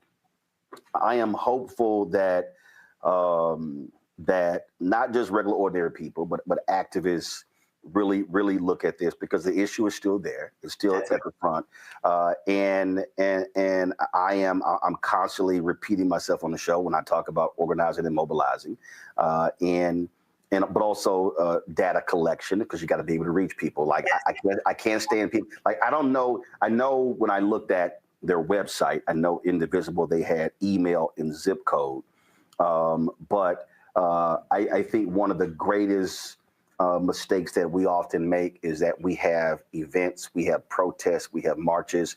We don't do data collection. You need to know who those people are so you can contact them later. Boom. Because see what I keep, it's so funny. I had this big argument because this person was like, well, Roland, you're not an organizer. You're a journalist. And I'm like, I said, my parents were co-founders of a civic club. I said, so at the age of 9 and 10, I said I was there when they had the meetings. I said I was a kid. Well, hell, we was sitting right there. I said, so I was listening. I remember traveling with my mom to rallies in the state capitol. And I'm sitting here watching this, and what I saw was exactly that. I'm sitting there because you can have a march or a protest, but then when you need people to show up to the city council police committee, and I covered city council, I covered those events. And you know what happened? There's no one there. The committee, and then we go to the city council, and what I covered city council, county government. And what I discovered all my entire career, we typically will come out after an event has happened. And my deal is you need to be able to press a button and say, hey, city council is having this discussion. I need 50 people to show up. You already have a list to work from. So if you never recorded who the hell showed up, you ain't got nobody to call when you need them to show up. So you're trying to mobilize again. Yeah. As opposed to use a list. So that's one thing that just drives me crazy. So I'm hopeful that big one. Yeah, I mean, I can't even tell you. You cannot imagine how it irks me. You literally have no idea, because I've been on calls and I'll be at an event and I'm going, ain't nobody collecting data. Yeah. I'm like, it's 400 people here and y'all don't even know who the hell here. Y'all ain't got no names, phone numbers, social media. You ain't got sales. And then they get mad at me and I'm like, okay, nice event. But what you gonna do on Monday? Well, here, Roland, go again. I'm like, okay, fine. All right, I'm sorry. So I'm gonna keep saying it. And that was the one thing I will always give them credit.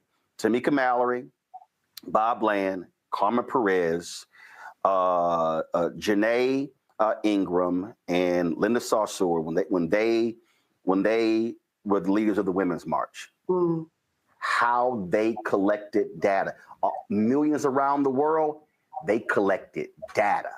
And now the people who came after them, the white women, screwed it all up. And that's why the Women's March ain't shit. And they ain't gonna be shit, because they ran the Black, Latino, Muslim, white organizers away who understood it. But how they did that was brilliant. Reverend Bishop William Barber, same way. They collect data at every event so they can organize them later. Yeah, this is like a school for your audience. This is how you do it if you're considering doing it in your local area. That's one of the things you need to do to keep it up for the next time that you need to mobilize people. You need to organize, and part of that organizing is collection of contact information and data from absolutely. Who's supporting you. The book is Defund Black Lives, Policing and Safety for All, by Sandy Hudson. Sandy, appreciate it. Great conversation, and hopefully people will read it and will understand that a lot happened after May 25th, 2020, and before, But there's more that can still be done, and all hope is not lost. Thank you so much. It's a great conversation. Thanks a lot. Thank you for having me. Thank you.